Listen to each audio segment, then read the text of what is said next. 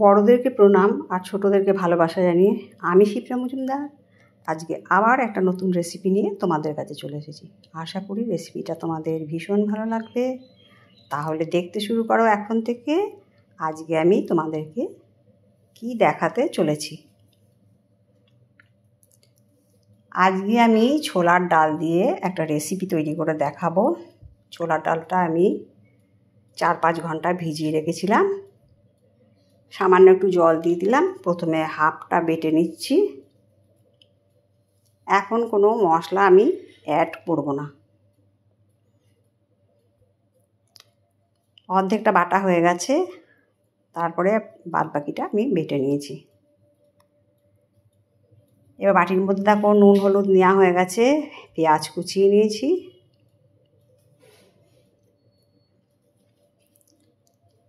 এরপরে একটা ডিম আমি ভেঙে দিয়ে দিলাম।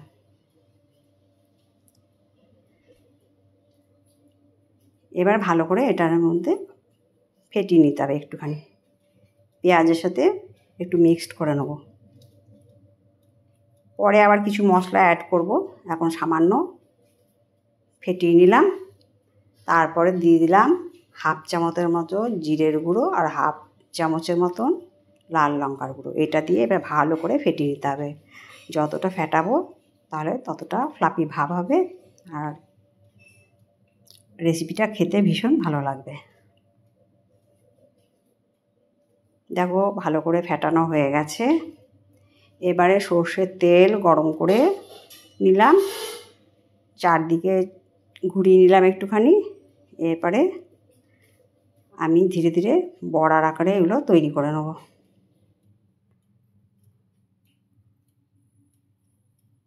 এই রেসিপিটা ভাত, রুটি, পরোটা সমস্ত কিছুর সাথে খেতে ভীষণ ভালো লাগে। প্রথমে আমি 5খানা দিলাম, এইভাবে ধীরে ধীরে ভেজে নেব। এক পিঠ হয়ে যাওয়ার পরে আমি অপর পিঠ উল্টে নিচ্ছি।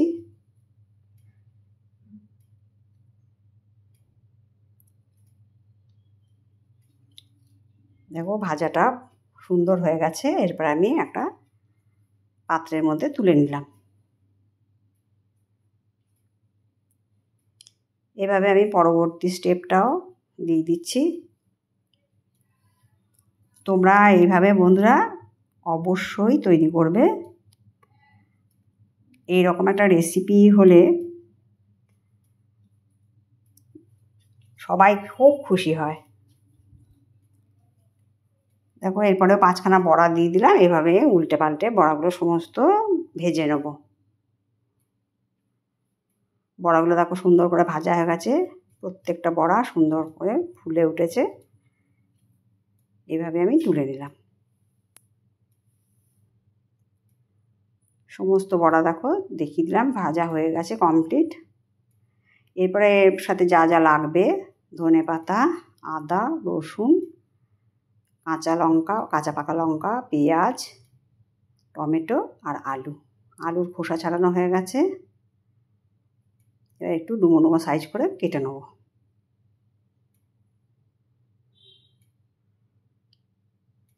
এইভাবে যে মশলাটা আমি তৈরি করব সেই মশলাটা দিয়ে কিন্তু দিলে একটুও আষ্টে গন্ধ করবে না। কেননা ডিম দিয়ে যে কোনো রেসিপি আমরা তৈরি করি না কেন একটা আষ্টে ভাব থাকে।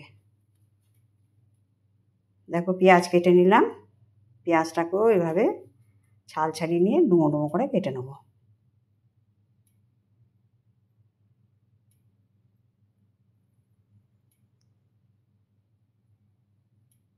একটা মিক্সিং জারের মধ্যে পেঁয়াজটাকে তুলে দিলাম। টমেটোটাকেও এইভাবে একটু ডুমো ডুমো করে কেটে নেব।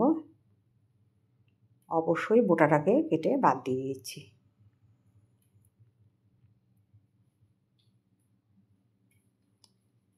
আমার চ্যানেলে নিত্য নতুন রেসিপি পেতে হলে তোমাদেরকে রিকোয়েস্ট করব অবশ্যই আমার চ্যানেলটাকে সাবস্ক্রাইব করে দিও। দেখো এরপরে আদা কুচি, রসুন কুচি, 2টো কাঁচা পাকা লঙ্কা আর ধনে পাতাটা একটু বড় বড় সাইজ করে দিয়ে দিলাম।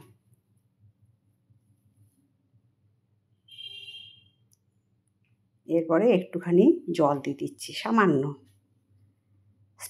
পেস্টটা যাতে স্মুথ হয় সেই রকম করে আমি একটু জল দিয়ে ভালো করে পেস্ট করে নিলাম।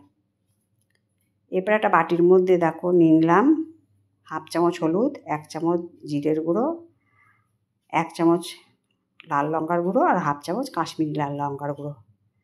এবার ভালো করে চামচের সাথে মিশিয়ে নেবো। 10 মিনিট এটা ভিজবে, তাহলে কিন্তু বাটা মশলার ফ্লেভারটা পাওয়া যায়। এবার দেখো সর্ষের তেল চাপিয়ে দিয়েছি। সর্ষের তেলের মধ্যে একটা তেজপাতা, লবঙ্গ, এলাচ আর দারচিনি ফোড়ন দিয়ে দিলাম। এটা থেকে যখন সুন্দর একটা গন্ধ বেরিয়ে গেল, তারপর আমি দিয়ে দিলাম অল্পখানে জিরে। জিরেটা যখন ভাজা হয়ে গেছে, এরপরে আমি দিয়ে দিলাম ডুমো ডুমো করে কেটে রাখা আলুগুলো। আলুগুলো দেখো সম্পূর্ণ আমার ছাড়া হয়ে গেছে। মশলার সাথে ফোড়নের সাথে ভালো করে একটুখানি নাড়িয়ে চাড়িয়ে দিলাম। এবারে 1 চামচ লবণ দিয়ে দিলাম। তোমরা যে যেরকম পরিমাণে করবে সেরকম পরিমাণে সমস্ত জিনিসপত্র নিয়ে নেবে। এবার লবণ দিয়ে ভালো করে নাড়িয়ে চাড়িয়ে একটা ঢাকনা চাপা দিয়ে রাখলাম মিনিট 2-3-এর জন্যে। এভাবে ঢাকনা চাপা দিয়ে আলুগুলো ভেজে নেওয়ার ফলে আলুগুলো খুব তাড়াতাড়ি নরম হয়ে যাবে।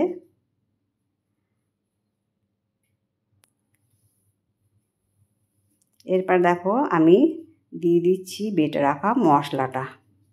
পেঁয়াজ, আদা, রসুন, টমেটো, কাঁচা লঙ্কা, ধনেপাতা এইটাকে দিয়ে আমি ভালো করে কাঁচা গন্ধ যাওয়া পর্যন্ত ভালো করে কষিয়ে নেব। এই সময় কিন্তু আঁচটা মিডিয়াম থাকবে। আমি একটা ওপর থেকে ঢাকনা চাপা দিয়ে দিলাম। মশলাটা দেখো কত সুন্দর কষে গেছে। তেলও বেরোতে শুরু করে দিয়েছে। আর সবসময় লক্ষ্য রাখতে হবে যেন পুড়ে না যায়। এবারে মিক্সিং জারটা ধুয়ে একটুখানি জল দিয়ে দিলাম। ঘরে সবজিপাতি মাছ মাংস না থাকলে পারে অনায়াসেই তোমরা এই রেসিপিটা তৈরি করে নিতে পারো। ভালো করে নাড়ি চাড়িয়ে এটাকে সুন্দর করে কষিয়ে নিতে হবে। একঘেয়েমি সবজি তরকারি মাছ মাংস খেতে খেতে যখন আমাদের আর ভালো লাগে না, তখন আমরা একটুখানি এইভাবে ঘুরিয়ে ফিরে রান্না করে নিতে পারি। এরপরে যে মশলাটা ভিজিয়ে রেখেছিলাম মিনিট 10-এর জন্য, সেইটা দিয়ে দিলাম।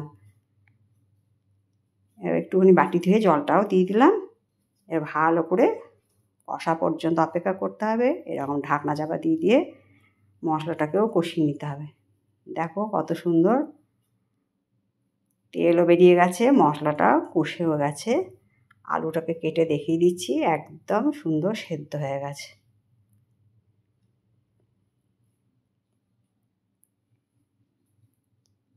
এই রেসিপিটা যদি কাউকে বাড়ির তৈরি করে দাও, তারা কিন্তু খুব খুশি হয়ে খেয়ে নেবে আর বারবার করে রিকোয়েস্ট করবে আবার তৈরি করে দেওয়ার জন্যে।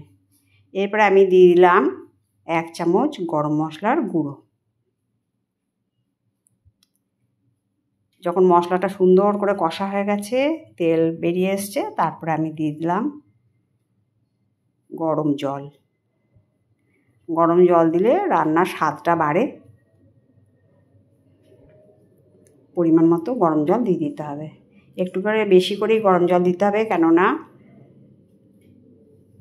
যেই বড়াগুলো ভেজে রেখেছি এবার সেগুলো দেবো, তাহলে কিন্তু ঝোলটা সম্পূর্ণটা অ্যাবজর্ব করে নেবে। অল্প একটু চিনিও দিয়ে দিলাম স্বাদটাকে ব্যালেন্স করার জন্যে। ঝোলটা যখন সুন্দর করে ফুটে উঠেছে, তারপরে আমি এর মধ্যে বড়াগুলো সম্পূর্ণ ছেড়ে দিলাম। বন্ধুরা, আশা করি তোমাদের আজকের আমার এই রেসিপিটা ভীষণ ভালো লাগবে।